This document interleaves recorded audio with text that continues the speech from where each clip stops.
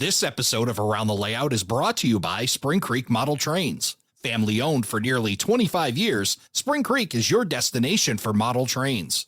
Check out springcreekmodeltrains.com for a wide variety of offerings from today's top manufacturers and exclusive products found nowhere else. Whether in Deschler, Nebraska, or at a train show near you, stop in and say wow.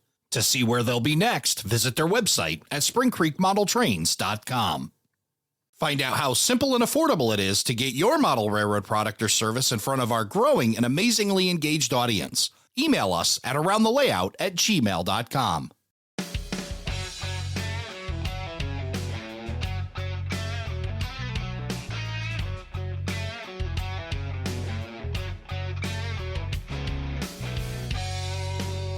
Hello, everybody, and welcome to Around the Layout, where model railroaders come to tell their story.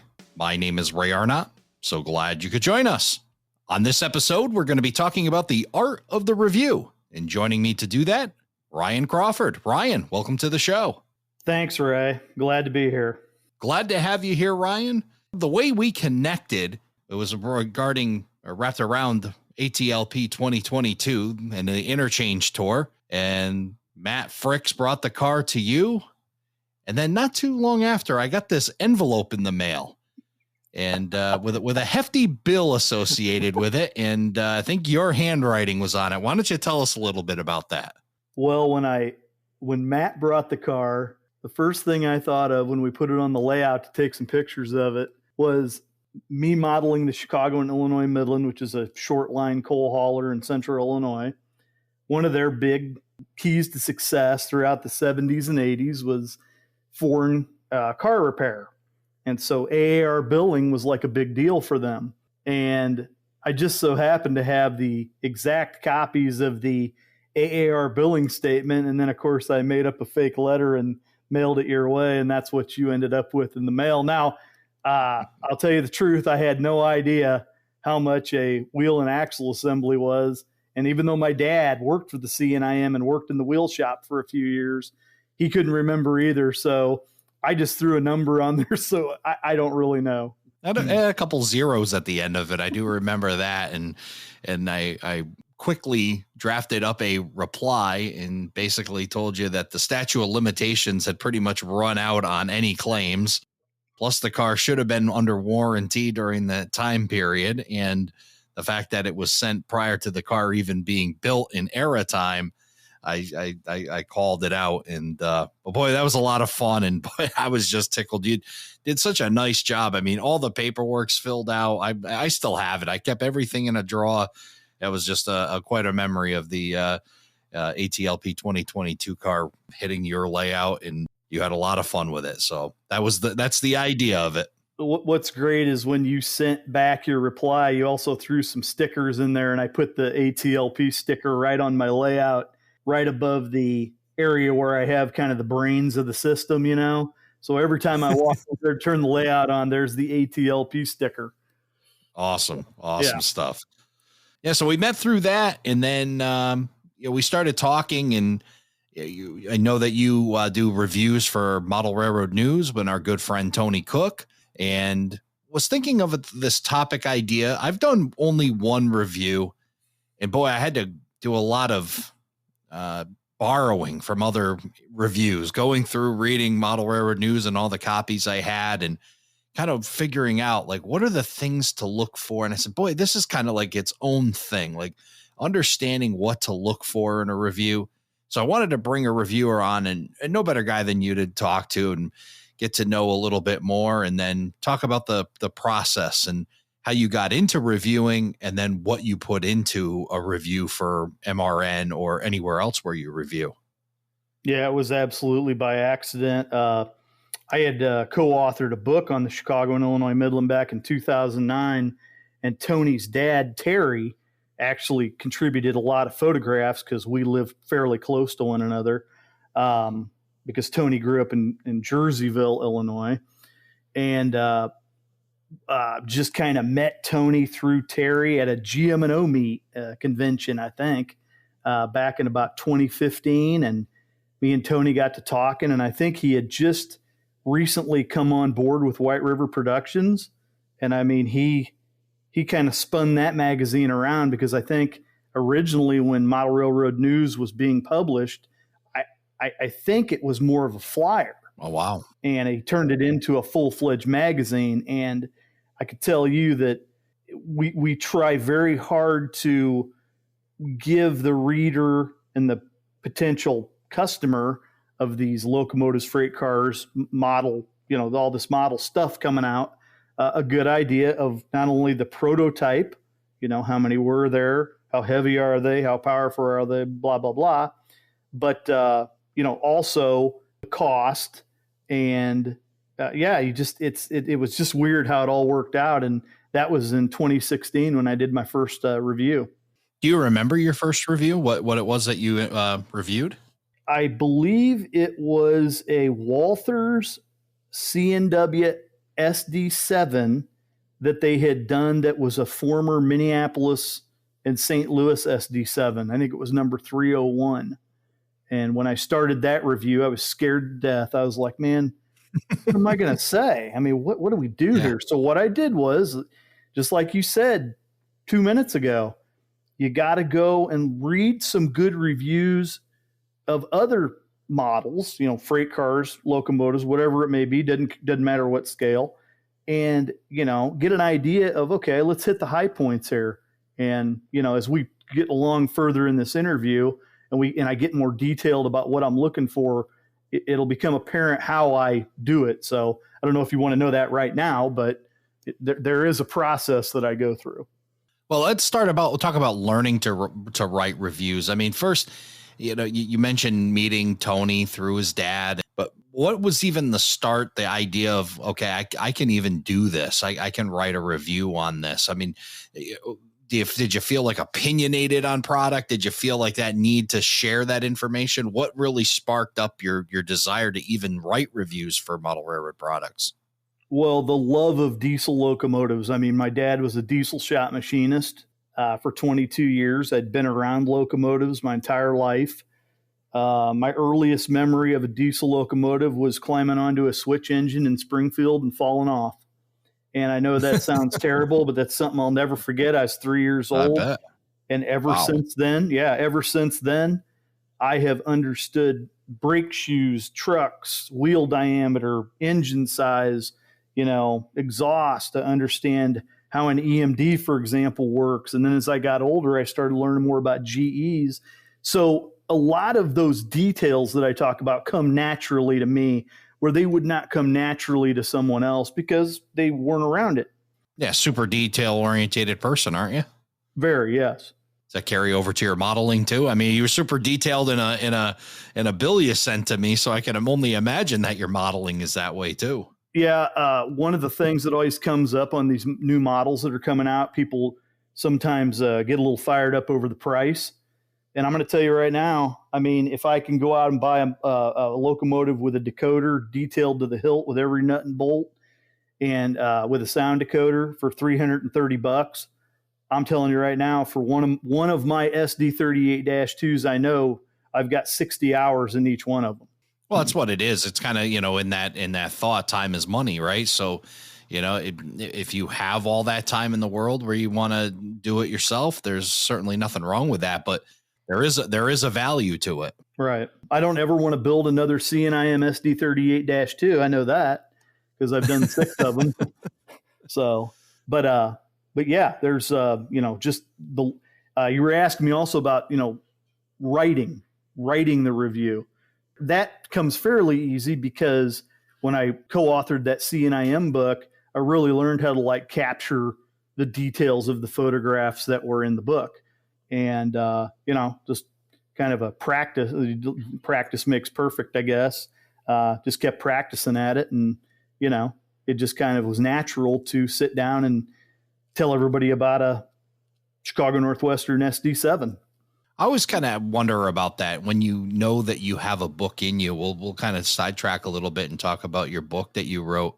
When do you know that you have a book inside you, that there's something that, is to be told, and you have that, ability and enough deep knowledge to say, okay, I can put this all together in writing?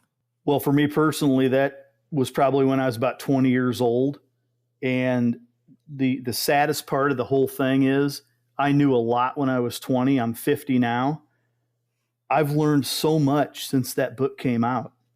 And that's what's crazy is like, I want to write another one about the CNIM because I know 50% more than I did 30 years ago, you know? But yeah, there was a time opportunity presented itself, and I had a friend that was already writing books working with Bob Yancey at Morning Sun, and it just, that kind of fell into place too. And it was time. 2009, we had it published, and, you know, again, though, there were so many things that I learned after that. I guess maybe because I'm fascinated about the entire writing process, and you know, I imagine just so much. I've written, you know, very little. I've done, you know, letter writing, and yeah, I did submit a couple articles. One's been in RMC, and then you know, I've did that one review for Model Railroad News, and then I wrote an editorial. So I've written really short format, but long format's got to be quite a challenge and quite a time take too. Yes, it takes a lot of time. Back when we did that book in 2009, I mean, that was a lesson in not only research, but I mean, there was no digital archiving. There was no scanning then. I didn't have that capability. So you had to collect the color slides and send them to the publisher, you know? Yeah. They don't do that anymore. And you save so much time. I can sit right in my own office and get half of the work of a book completed with just the tools on my desk. That's what's crazy. Yeah, it's the advance of things makes it certainly a lot, I imagine 10 times easier. And I can only imagine what it was like even before that, you know, without technology and putting all this together and sending that information in. It must have been quite a challenge. Do you recall how many hours you spent putting that book together? That book was, that took about 2 years to finish. I mean, boy, pinpointing hours is tough on that. Well, 2 years. I mean, yeah, there's enough hours right there. Yeah. I mean, it's, you know, I would say if I were to have to put a number on it, you know, a couple 100 hours probably, but that's travel time, interview time, you know, having people come to the house to interview them, driving to interview other people, you know, getting to know new employees that I didn't know from the CNIM throughout all those years. And yeah, it's just, it takes a lot of time, a lot of dedication. And I tell you, when you write a book, you're doing it. It's like you're doing it for the love of the railroad. You're doing it because you want to share the information. Yeah, that's a term that just came to my mind when you were talking about this labor of love, and boy, a lot of reward to be able to use it as an opportunity to meet a whole bunch of new people and be able to really dive in and get that really cool inside baseball stuff, you know, that you get to learn by talking to these folks. Yes. And it's kind of a twofold thing for me, because not only did I get to learn more about the operations of the CNIM Railway, I modeled the CNIM Railway. So it was just, that helped me understand what was going on. And I tell people this all the time and they laugh, but it's true. If I didn't have a specific era that I modeled, I'd probably have a bedroom full of freight cars that would never come out of the box because I like trains. So this kind of, I have a harness on me now. So if it doesn't fit the era of the layout, I don't buy it. So kind of lucky in that regard. Yeah, the good old Matt Frick's saying about guardrails, right? Sets you up some really nice guardrails. Yeah, it does. It does. And Matt should know, because I mean, he is even as specific as, you know, down to the month, you know, May of 95 or June of 95, whatever month he's modeling. But yeah, he got really specific. So how detail orientated can you stay in your modeling as you're modeling the CNIM? Because you know so much. Is that kind of like a double-edged sword? Like, because it's almost like you can't slip back to ignorant bliss as you're modeling. Yeah, it's gotten worse. I like you can't, like I can't just pick up a sheet of decals anymore and go, oh, these will work. I just had new ones made because I couldn't handle it. Blessing and the curse of knowing all this knowledge, right? It is. And then it's funny, like I was complaining about building 6 SD38-2s, and I've got them all 70 through 75. But the last one, I just Kato, for some reason, when they made the HO scale SD38-2, they made the fuel tank. Those actually had the shorter fuel tanks, kind of like a Milwaukee SD40-2. And the fuel tank on them, the fuel tanks on the CNIM units were 17 feet long. Well, the HO model is 18 feet. So guess what I did? Spent 5 hours hacking up the fuel tank and making it the right length. And I should have done it to all of them, but I didn't even know it in the first 3 I built. So, it's just one of those things. And speaking of, we won't pick on any particular model railroad manufacturer, but mistakes are made as products are being produced, and maybe some things missed in the production process or design process. It must be a tricky balance, because I would think that this being a fun hobby, you really don't want to have a full out on bash review of a product. It must be tough and really kind of an art form to balance and walk that line a little bit, isn't it? Yes, you're exactly right. I'm going to be honest with you right now. I hope 5 billion people are listening to this. I love model trains, and there are people out there that are not rivet counters. And I just feel like my job is to maybe point out something that's obviously incorrect and tell them how to fix it. Sometimes you can fix it with a little paint. Sometimes you can fix it with decals. I wouldn't go into a 9-step process in my review on how to shorten a Kato fuel tank, but I may mention it just because it's part of the review, but never, ever would I bash never. And I never have. And I always tell Tony all the time, I'm very careful about treating all of the manufacturers with respect, because Ray, it's thousands of dollars to tool up an HO scale locomotive or a freight car. I mean, it's thousands of dollars. So, you gotta be careful. I kind of knew that, but I'll tell you, when TSG Multimedia, John over there, just put out a new video where he did a tour of micro trains, and they walked him through, and he did an awesome job, by the way. And I'll share the link to the video on our episode page here, but did such an awesome job walking through. And I was just utterly amazed, like just the steps it takes just to produce stuff. And, from design to packaging to the car itself and all the details and assembly and on and on and on. It's not snap your fingers magic. It is a whole load of work that has to be done, and a whole lot of risk too. I mean, you put these cars or locomotives or whatever you're producing out, and then you hope the public buys them. There's a whole bunch of investment behind that. There is, totally. And, some people get excited, negatively excited, when a manufacturer will put a fake paint scheme on a freight car, but they're just trying to appeal to a mass audience. They might do 5 schemes that are absolutely prototypical and then add 2 schemes that aren't. But I get it. I would probably do the same thing. I'd try to get my money out of my tooling, to sell more units. That's the way that's the business model. Yeah, for sure. That's the thing I think we kind of forget. It is a hobby, but it is a business. It is one where they need to turn a profit to exist.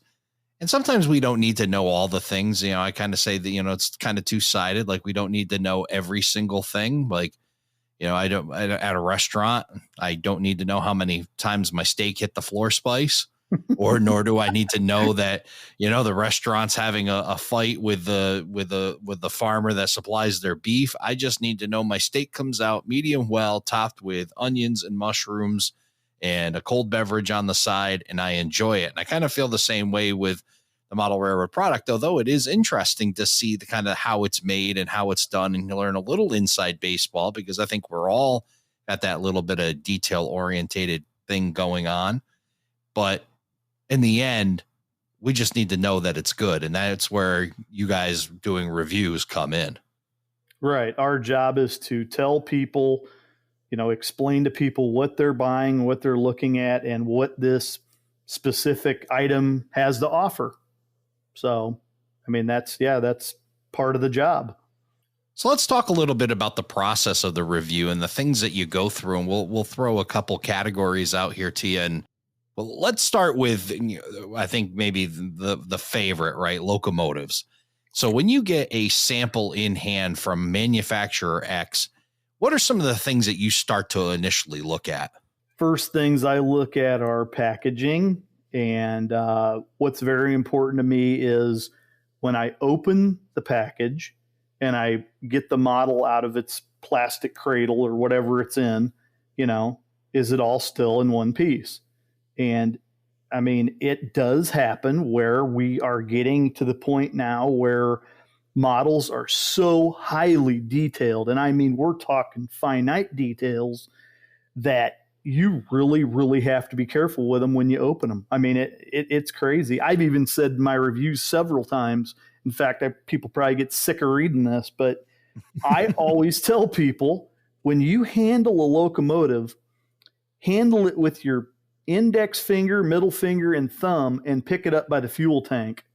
Don't ever pick it up by the cab or the trucks or the car body, because you're talking, you got ABS handrails that can bend. You've got fuel tank details fore and aft that can break. You got antennas, horns. So yeah, I'd throw that in there because I think it's important for people to know how to handle the stuff.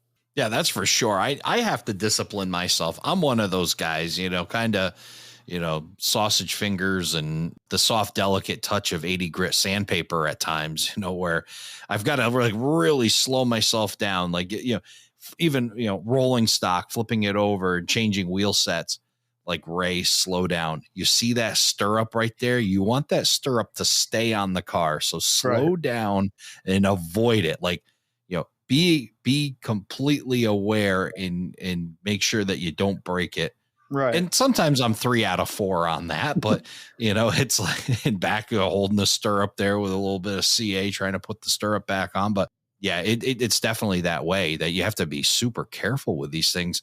And the packaging is so important now. I mean, we're talking about, I don't know. I just get this vision of Jim Carrey from Ace Ventura kicking the package down the hallway. And, these things have got to survive the rough shipping conditions, coming overseas in a container and then, making it across the country. And then of course, delivery right to the final mile it can be a rough thing. So packaging is so important. Yeah. And that reminds me that absolutely is one of my favorite movies. And when he's kicking that package, he's like, I got a package, people. Remember that? So, yep. Anyway, but yeah, no, you have to. And I think that's important for me to point out, it's like, a lot of times there will be specific maintenance requirements that come with the locomotive. And those maintenance requirements sometimes involve, removing the shell, adding a little bit of lube oil to the bearings, things like that. And I always stress to read they come with these great manuals now, that walk you through pretty much anything you need to know. And with everybody having a website, even if there's an issue, go right to the website, and 9 times out of 10, you're going to get your answer about how to fix a problem, or, hey, I broke off a lift ring or something. And, a lot of times they'll just send you one. So there's a lot of camaraderie out there still in the business world. So once we get this locomotive out of the package, what's the next thing you're looking at? Okay. What I'll do is just kind of give it a once over. And if it's a locomotive that I know a lot about, like let's say an SD40-2, I start looking at specific details that make it an SD40-2. I'll look at the long hood. I'll look at the dynamic brake grid. I'll look at the tooling of the doors on the hood. I'll look at, does this have a silencer exhaust? Does it have a regular exhaust? What kind of details are on top of the cab? Does it have a beacon? I'm kind of finicky about the cab glasses installed. How straight is it? Is it clean? Does it have fingerprints on it? Is there glue oozing out? A lot of times now with these new models, they all have wire grab irons. I make sure those are straight and solid. And then I just kind of keep working down, and I'll go to the handrails and I'll see how straight they are. Then I get to the trucks and the fuel tank, and some of these manufacturers are just getting absolutely crazy with these details under the frame. I mean, we're talking we're talking speed recorder cables. We're talking the right like bearing covers. We're talking, the right struts on an SD40-2 in the middle axle of the truck. It's just, so yeah, there's a lot to take in. And then as I'm writing, I try to go in that order, just to kind of keep everything kind of try to make it as simple as I can. Then I get into the paint, because obviously paint and markings, decals, first things you're going to see. Does this specific locomotive have a builder plate? Does it have the FRA required F on the front of the frame to denote the front of the locomotive? Does it have the right type of snow plow? Does it have, what kind of couplers is it equipped with? Is it a coupler like, I know Scale Trains kind of has their own metal coupler. Some manufacturers have McHenry couplers. Some have, I'm not sure if there's any manufacturers of HO diesels that use KDs, but sometimes they're close to a KD, a spring knuckle coupler. So yeah, those kind of things. This information that you're using to compare the model, is this from carnal knowledge, or is there some kind of background research that's going into this? Like you mentioned, specific details on the SD40. So when you're getting one, is there an amount of research you're doing beforehand for it? Absolutely. And then I'm just going to full disclosure here. I have a lot of Diesel Era magazines. Diesel Era was absolutely one of the best resources for this type of work. I mean, they talked about, when I used to read Diesel Era in the 90s, I'm like, why in the world would I need to know if there's a stiffening rib on a non-dynamic hatch, And then now I'm looking at these models and all of a sudden I'm seeing a stiffening rib on these non-dynamic hatches. But because I read that and understood why it was there and what it was, all that now is like it's falling into place and making sense. And that is the number one tool I use. I mean, if you like diesels, I would just go get a loan and buy all the back issues from Diesel Era. I mean, they are awesome. I love Diesel Era. I wish I could have met those guys when they were actually writing Diesel Era, because their knowledge was just, I mean, I think I know a lot about diesels. I don't know nothing compared to these guys. It's incredible and still is. It's almost as if they knew, right? Like they knew that somebody's going to eventually come out with highly detailed locomotives where this information is going to be crucial. Right. And I mean, like I said, back in the 90s, I'm reading like, why do I care if a Conrail GE-840C has, these type of like grab irons on the nose? Well, that was stuff they pointed out, 30 years ago. And here I am researching it right now. And it's just, yeah, it's awesome. I mean, I'm glad you asked me that question, because whenever somebody asks me like, what's your resource material? And I'm telling you, 97% of what, if I don't know it, 97% of that research comes from Diesel Era, because they just covered things so specifically. They're awesome. What would you say is the most important aspect of a model locomotive to look at? Is there like a number one thing that you look at for a review and say it's gotta hit this mark? Yeah. One of the things that I look for, and a lot of people don't really talk about this too much, I am a stickler for clean looking number boards. I've seen like where friends of mine, not going to mention any names, have painted a locomotive and done a wonderful job, and then the number boards look all sloppy. That drives me nuts. And I mean, I will spend 25 minutes on a number board to make sure the numbers are straight. It's the decal. I'm just that way with number boards. You can take an Athearn Blue Box engine and make it look 100 times better by just doing a good job on the number boards, honestly. Yeah, it's funny. I mean, it's seemingly, and like you said, not to pick on anybody, but it's seemingly a part that people do skip or skimp on.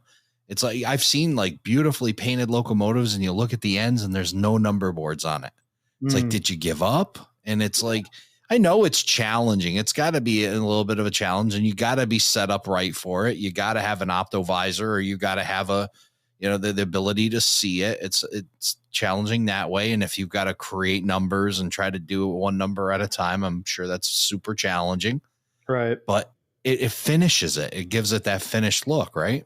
Absolutely. I think and the manufacturers are actually getting so detailed with the number boards now that even the numerals are starting to be the right size.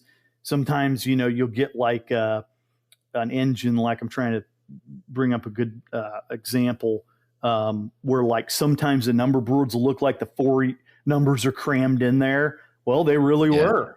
And so to make it look right, you want them crammed in there. So yeah, and it's not easy to do. I've done it a zillion times.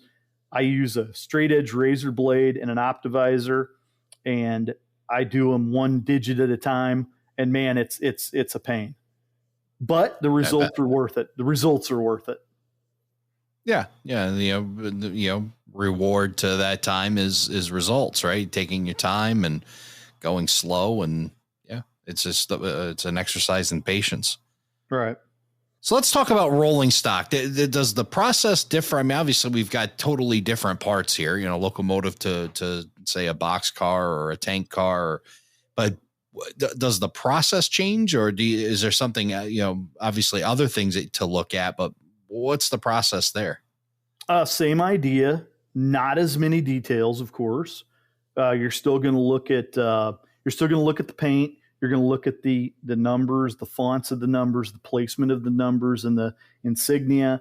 Let me use an easy example for you. A few years ago, when Tangent came out with their 4,000 cubic foot Pullman standard hopper cars, the 3-bay ones, I did a review on the BN ones, and Burlington Northern had like 400 or 500 of the Pullman standard cars with the single rotary end. And of course, Tony, being Tony, thought, well, Ryan can handle this. He sends me another one for review at the same time of a double rotary. So now we get to talk about the single rotary and the double rotary. So, it's the same idea, but different details. You mentioned one thing that, you mentioned number boards being one thing on locomotives. For me, it's fonts. Like matching the font is so important. Getting that font right. Like you can't just pick one that's close, even like, you can't go into Photoshop and just pick any sans serif for serif font and think it's okay. I am dead stickler to seeing the correct font. That is exactly why, instead of using commercially made decals to do a lot of my C&IM models, I'm not kidding you, when they repainted some of their switch engines in the 1980s, the C&IM has a very unique ampersand, and the factory ampersand was very clean. When they were repainted, they looked like fat snowmen with like a C connected to it. And I kept looking at that and I'm like, how can I get that to look right? Well, I found a guy that does custom decal work. I got him some pictures and some, dimensions, and now I have them on my switch engines and they look exactly the way they should. They almost look goofy. Yeah. But it's accurate. Yeah. And there's so many, and you hate to be that much of a stickler. I wrote my review and I noticed the font wasn't right. Like you could just see it was like a tail of an R or something was just not quite the right font. And it was close. It's in the neighborhood. It's certainly within the ballpark and maybe within the field, but it's just not quite a match. And those are things, for at least for me, and maybe I'm just me, but they stick out like a sore thumb when I see a mismatched font. Right. And getting back to freight cars, you were asking me about details and that sort of thing. Again, the freight cars now, good Lord. I mean, we're talking air hoses and, truck or body mounted brakes, and, some of the manufacturers are doing the right roller bearing covers and metal wheels. And I mean, it's just, it's incredible what we see now. I just, and for doing a freight car review, those are actually tougher for me because I'm not I'm more well versed in locomotives than I am freight cars. That doesn't mean I don't know anything about freight cars, but like if you threw a Gunderson boxcar at me tomorrow, oh my God, I'd have to probably just do 3 hours of research to understand cubic footage, how many ribs, what kind of door it's got. I can't just look at a Gunderson boxcar and know that. Speaking of what you were just mentioning, all these details, and you mentioned about the locomotives. Now we talked a little bit about the rolling stock. I ask you a question. What do you think the next big improvement in manufacturing in general is going to be or should be? Boy, man. I mean, I was going to say air hoses that connected between freight cars, but we kind of already had that. I mean, I don't know. And the reason I'm saying I don't know is because I could sit here and tell you that, oh, I've got these DCC decoders in my locomotives, but the independent brake makes a sound, and the air bleed off makes a sound, and the air compressor makes a. I mean, I don't even know. I mean, unless it's like 3D printers that you can buy for $10.99 or something. I don't know, because there is one thing I think we will see before we come to think of it. I'm glad you asked me this question, because I model 1989. The CNIM actually went to rear end devices a couple of years before.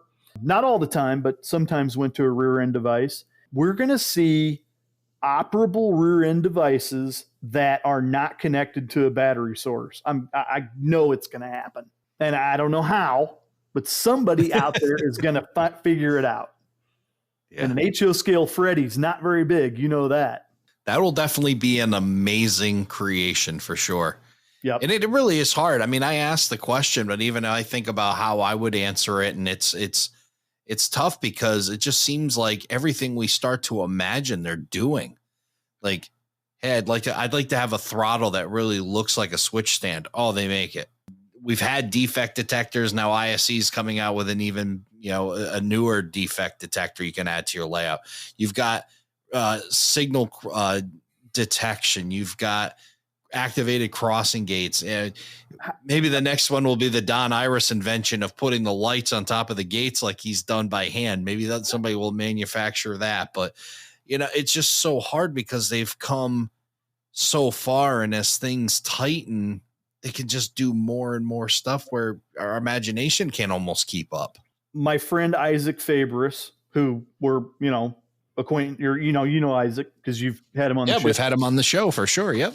I was up at his house one night. He lives about an hour north of me, and we were running his layout. And he's got a really small shelf layout. It's really cool. And he goes, "Oh yeah, you got to check out these flange squealers, man. You got to check out these flange squealers." I'm like, "What are you talking about?" And he's like, "Oh no, check this out." And I kind of knew about him, but never seen him work. So he put him on this industry track where there's like a sharp curve going into like a lumber yard distribution center. Sure enough, I'm backing the engine in there with the carload of lumber, and I mean the flanges are squealing, and it's like, wow. This is just incredible. It's awesome. The theater of layout has just become this entire thing, sound elements and, the visuals and all of that. It's just become this really dynamic thing. Yeah, it's really, for what I've seen in my lifetime already is just incredible. And I can just imagine the next 10 years, I'm telling you, there's going to be a working Freddy. And they're going to be in all shapes and sizes, and it's not going to be operated with a battery and a wire in the boxcar. It's going to be something you hang on the coupler, and it's going to work, and it's going to be awesome. I guess the only other one I would answer to maybe improve is handrails. And you mentioned looking at hand railings, but I just hope that at some point somebody comes up with a little bit stiffer handrail, and maybe even some aftermarket replacement handrails for some of the locomotives that didn't quite have a good stiff handrail on it, other than having to handcraft it. Something that says, okay, I can type in, or I need one for, a B40-8. All right, I need, here's the hand railing kit for it, and they're nice and stiff, and, put them on the locomotive, paint them, and they're ready to go.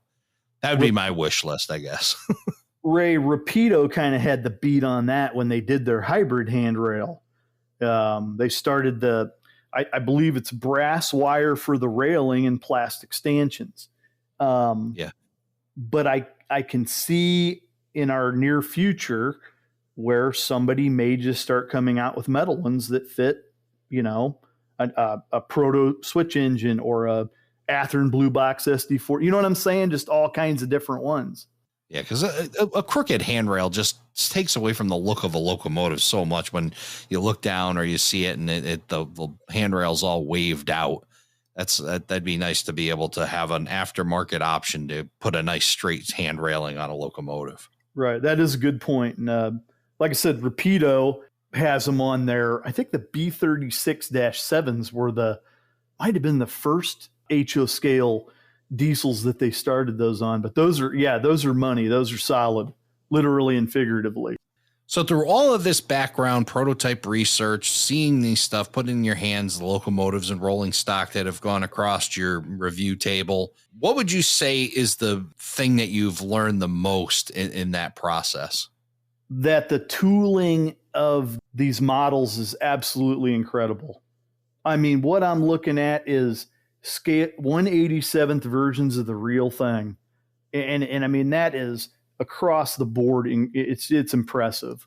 Again, I can't build a locomotive out of parts. You know what I'm saying? These are just, it's incredible what you see. Yeah. The tooling is just crazy. And the mechanisms have gotten really good too. Those just keep getting better and better. Yeah, it's quite amazing the stuff that that can be done in the manufacturing process. Sometimes, being able to try to recreate a factory environment on your table is just near impossible. And it just drives home the point in my belief that we are in the golden era of model railroading. The things that we have available to us, the things that you and I mentioned just moments ago, and they just keep tapping into imaginations and letting them run wild and producing just amazing stuff. It's really hard to complain about what's coming out. And we talked about it earlier, the difference between price and value. And, you kind of hinted at that. And I think that's a great point to drive home once again.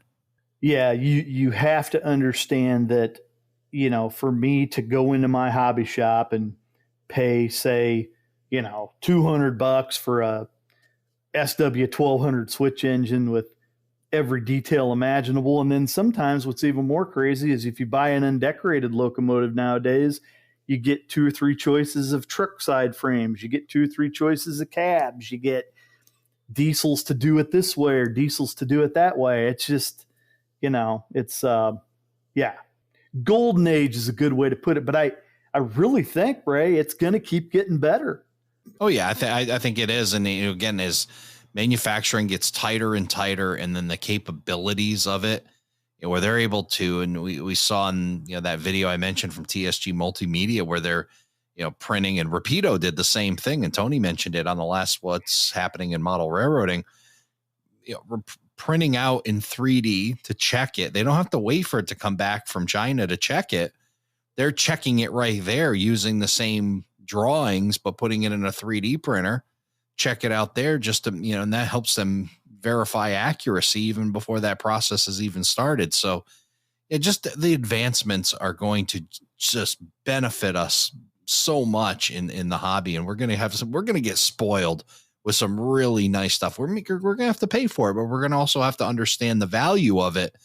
In turn, we're getting stuff that's so much better than 20 or 30 years ago. Right. Exactly. Going back to your point just a minute ago about the golden age of model trains, or because it's not just HO scale, it's everything.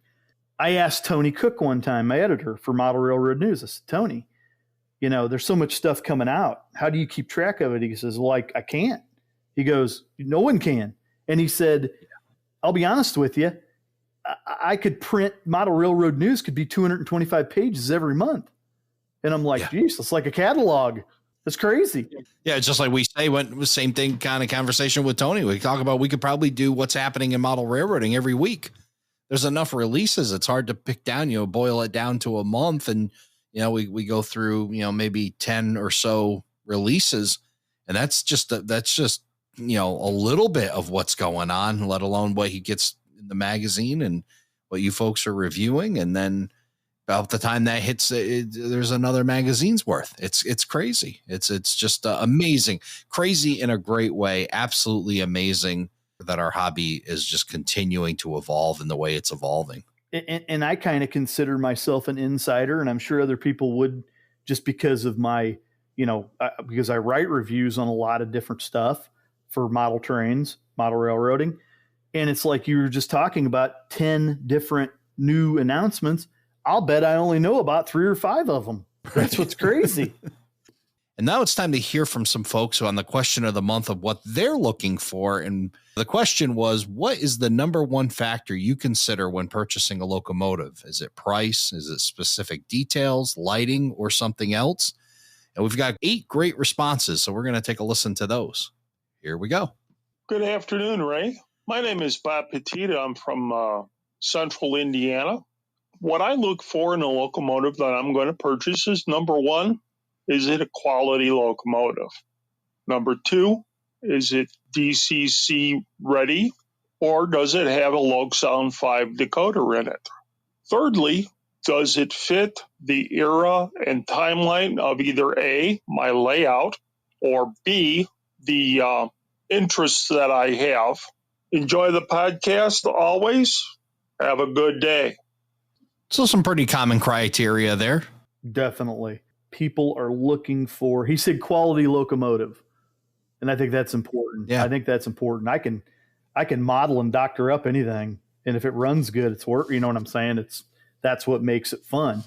Nobody wants to put a locomotive on your track and then it doesn't run right, So yeah, that's important. And this is kind of one of my pet peeves that I'll air for a second.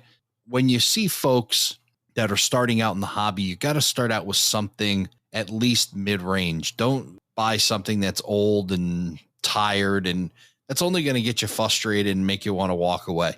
So take a little bit, get a halfway decent locomotive, and be able to enjoy it, because otherwise you're just going to, and again, you'll hit that frustration, you'll throw it aside, and you'll move on to something else. Exactly. All right, let's listen to our next response.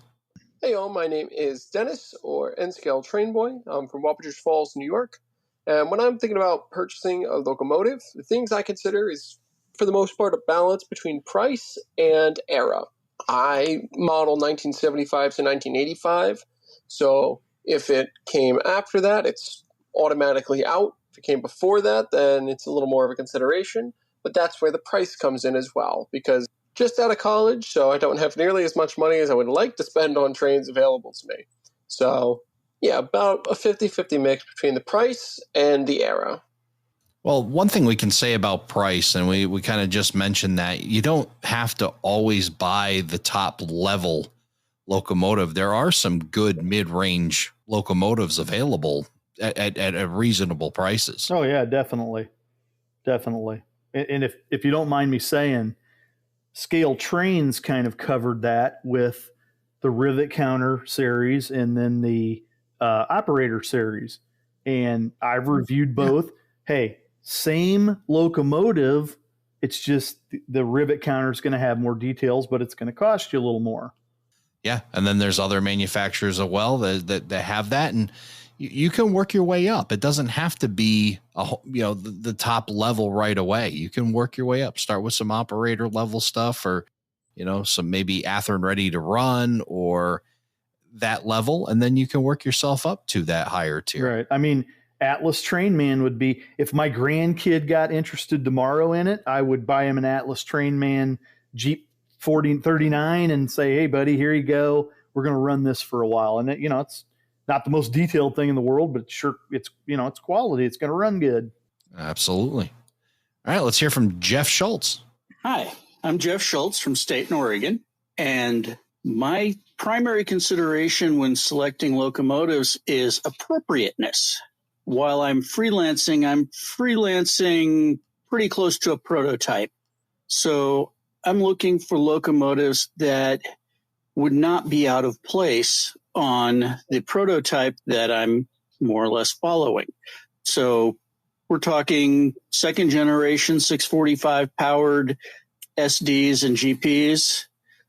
And a secondary consideration, quite honestly, is the paint scheme, because I model a Genesee and Wyoming freelance.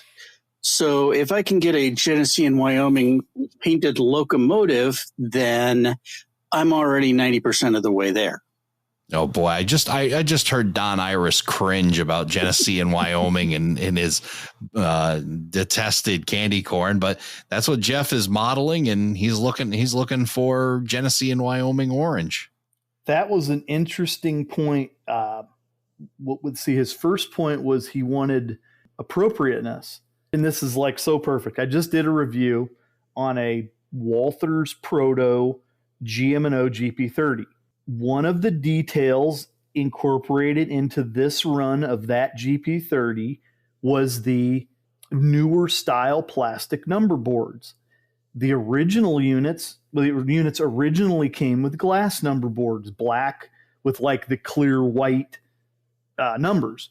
And then later on they got dirty and you couldn't see them, so they went to a white plastic insert with black numbers. And I did notate that in the review. I thought it was interesting. But yeah, there's probably a few GM&O fans out there that were thinking, oh no, it's supposed to have black number boards with white, numbers, so appropriateness. Yeah, that's something I never really keyed on before, but yeah, that makes sense. Absolutely. Let's hear from Keith Terrell. My name is Keith Terrell, and I'm from Jamestown, New York, and I select locomotives based on, of course, scale, but road name and price, and whether or not it's DCC. Thank you. Yeah, so DCC, I mean, I guess that's just the wave of the world. And, I know there's some stuff that's DCC ready and a lot of guys DC, but it just seems like almost a requirement now. It's getting to the point where, because a lot of these locomotives, obviously reviewing locomotives with a lot of, Tsunami 2s and these Lokesound V5 decoders, I mean, how can you not fall in love with them? They're awesome. They sound like the real thing. It's incredible. My own dad loved the fact that I was reviewing an IT switch engine that had a Lokesound V5, 12-cylinder 567. He says, oh, yeah, that sounds exactly right. Well, he was right. It does. Yeah, it's amazing. It's not just generic anymore. It is, we talk about details. You talk about details on the locomotive. How about details in the decoders? I mean, just the exact sounds, exact bells, just everything. I mean, again, going back to our original thought, I mean, everything the imagination can come up with, they're doing it. It's amazing. Ray, we don't have diesel smoke and we don't have operable air brakes. And that's, what don't we have? It's amazing. All right, time to head down under with Marty Jenkins. Okay, it's Marty here from Australia, and I reckon the question of the month is, the factor that I consider when purchasing a locomotive is how many can I fit on my layout? Well, Marty, you just made it easy. I guess everything's within your wheelhouse. So long as it fits on that in the Marty's train shed, I guess it's up for grabs. And that happens because, like I said, I had to reel myself in, or I'd have one of everything. All right. Speaking of overseas, let's hop over to Switzerland. Hi, Ray. My name is Robin, and I am from Switzerland. So for me, the number one factor I consider before I purchase a locomotive is it available in brass or not? So due to the fact that I only have a small switching layout, I don't need a huge number of locomotives. And if I buy one, then I try to get it from Overland or from Division Point. I model the era 2008 to 2018, and I usually try to find a locomotive from Overland models before I buy one. Thank you, and keep on the great show. Now, brass, that's its own animal, isn't it? I was not even expecting an answer like that tonight. That's interesting. I mean, I only know brass as collectors, really, I guess. Wow. That kind of takes me by surprise. So this is what makes Robin very unique and a guy that I've got to get on the show and talk to. So he's in Switzerland. He's modeling American railroads. He models the Norfolk Southern, and he's doing it all in brass. Quite amazing. We got to get him on here. We got to talk to Robin. We got to find out what's going on over there. I'm sure it's going to be wildly interesting. All right, let's take a listen to Samuel Dickinson. Hi, Ray. This is Samuel Dickinson from Evansville, Indiana. I model an alternate history version of the Grand Trunk Western that was successful in its attempts to acquire the Milwaukee Road back in the 1980s.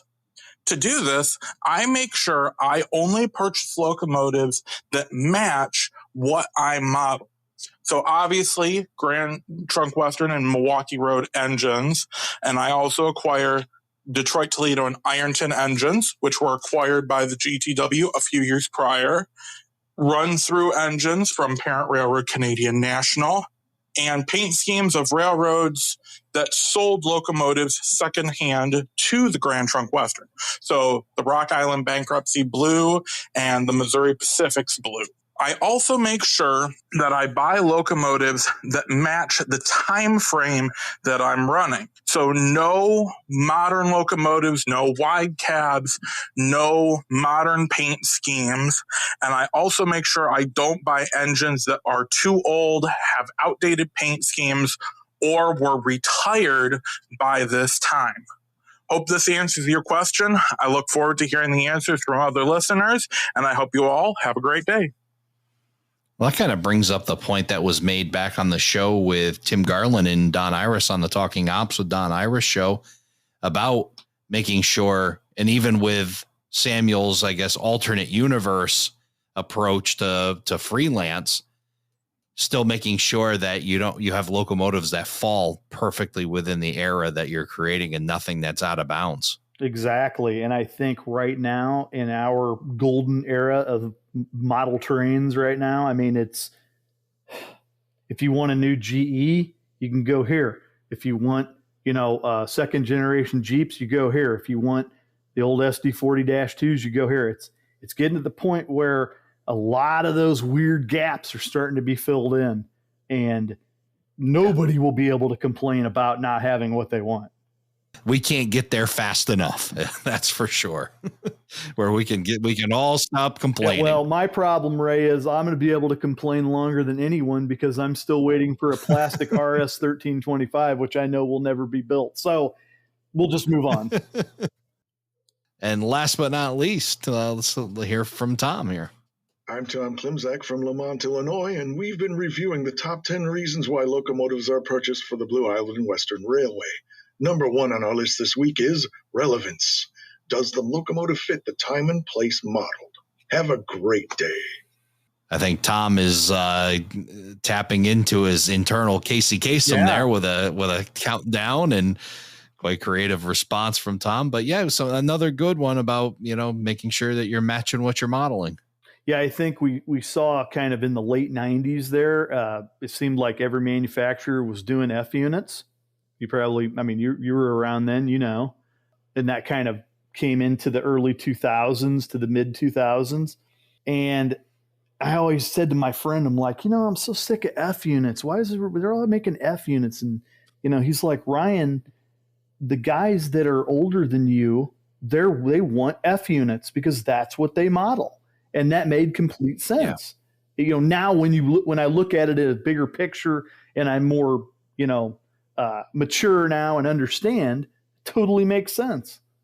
That's what they can relate to as well. Like what we relate to, what we saw and what we're seeing, what they saw in their more formidable years and what they remember is F units. For us, it's, maybe early EMDs or even up to younger guys with being fascinated with GEVOs or whatever else, SD70 Max or whatever else that, is what they see is what they're influenced and likely what they're going to model. Oh yeah, definitely. Well, I want to thank everybody who submitted their answer to the question of the month. We'll have a new question of the month up here soon. You can find that at aroundthelayout.com/question. We'll also be putting the links up for today's show and the things that we had talked about with Ryan Crawford on our website, aroundthelayout.com/show. /123.